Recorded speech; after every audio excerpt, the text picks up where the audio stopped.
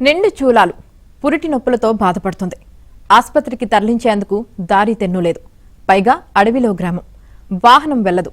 డోలి కట్టి దానిపై మోసుకుంటూ బయలుదేరారు. ఇంతలోనే పెద్ద వర్షం. ముందుకు కదల్లేక ఆగిపోయారు. అంతలోనే ప్రసవం జరిగింది. అనంతరం బాలింతకు బాధలు మరింత ఎక్కువయ్యాయి. మళ్లీ డోలి కట్టుకొని వర్షంలోనే ఫోన్ లైట్ల వెలుతురులో బయలుదేరిన బాలింత కుటుంబ సభ్యులు నరకం అనుభవించారు. ఈ ఘటన ఏలూరు జిల్లా కుక్కునూరు మండలంలో జరిగింది.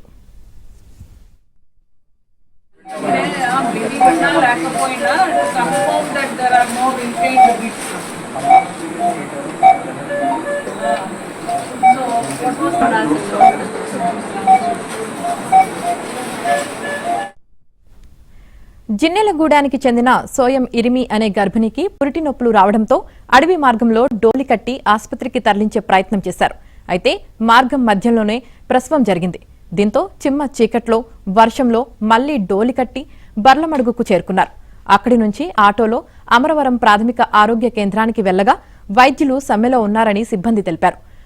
108 వాహనం కూడా అందుబాటులో లేకపోవడంతో రాత్రి 10 గంటలకు ఆటోను మాట్లాడుకుని తల్లి బిడ్డను భద్రాచలం ఆస్పత్రికి తరలించారు. అక్కడ వైద్యమంది తల్లి బిడ్డ క్షేమంగా ఉన్నారు. సమాచారం తెలుసుకున్న జిల్లా వైద్య ఆరోగ్య శాఖ అధికారిని ఆస్పత్రిలో బాధితురాల్ని పరామర్శించారు. వారి యోగక్షేమాలు అడిగి తెలుసుకున్నారు.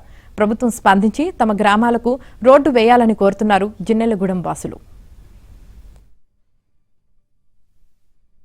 జిన్నెలగూడెం విలేజ్లో ఇరుమమ్మ అన్న ట్రైన్ని మధ్యాహ్నం పెయిన్స్ వచ్చి డెలివరీ అయ్యింది. ఇంటి దగ్గరే డెలివరీ. అమ్మాయికి యాక్చువల్లీ ఈడీడీ వచ్చేసి నెక్స్ట్ మంత్, ఒక మంత్ ముందే అమ్మాయికి పెయిన్స్ వచ్చి డెలివరీ అయ్యడం జరిగింది. సో ఆ డెలివరీ అయిన క్రమంలో ఏమైంది అంటే ప్లసెంటా రాలేదు, అంటే మాయ బయటికి రాలేదు. మాయ బయటికి రాకపోయేసరికి వాళ్ళు మాయ తీయించుకోవడం కోసం హాస్పిటల్కి వచ్చే క్రమంలో వాళ్ళకి కన్వేయన్స్ ఏమి, ఆ రోడ్డు పరిస్థితి బాగోలేక వాళ్ళు కన్వేయన్స్ ఏమి అందుబాటులో లేక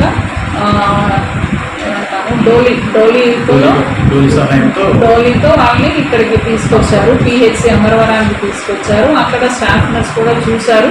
అది రిటైన్డ్ ప్లసెంటా. దాన్ని కనుక మనం బలవంతంగా లాగితే యూట్రస్ కూడా దాంతోపాటు బయటకు వచ్చే ప్రమాదం ఉంది.